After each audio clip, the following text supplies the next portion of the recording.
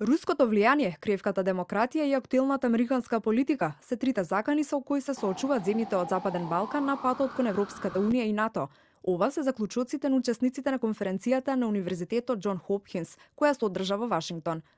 Во фокусот на конференцијата, која ја пренесе гласот на Америка, беа актуелните случувања на Балканот, договорот меѓу Грција и Македонија. Учесниците го поздравија постигнатиот компромис за името, истакнаа дека ако договорот се потпише, членството на Македонија во Европската унија и НАТО може да се одвива забрзано.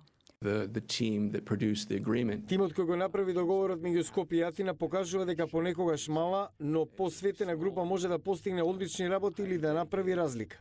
Иако овој договор е добро решение и Македонија направи голем чекор, американските аналитичари и дипломати сметаат дека треба да се работи на совладување на пречките за негово имплементирање. Потребно е парламентарно одобрување во двете држави и референдум во Македонија. Мислам дека единствениот сериозен проблем е парламентарното одобрување во Грција. Работите се уште може да тргнат во погрешен правец. Според дел од учесниците, освен македонската и грчката опозиција кои се против договорот, голема е веројатноста дека ниту Русија не се радува на актуелните случувања на Балканот поради непријателските односи кон НАТО. Бидејќи Русија не сака да види договор и напредок на државата за членство во НАТО и ЕУ, тука и опозицијата, но треба добро да размисли.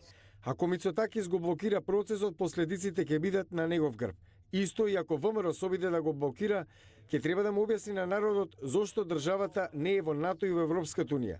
Секој што не се согласува со ова решение поддржува ФИРОМ. Тоа е реалност.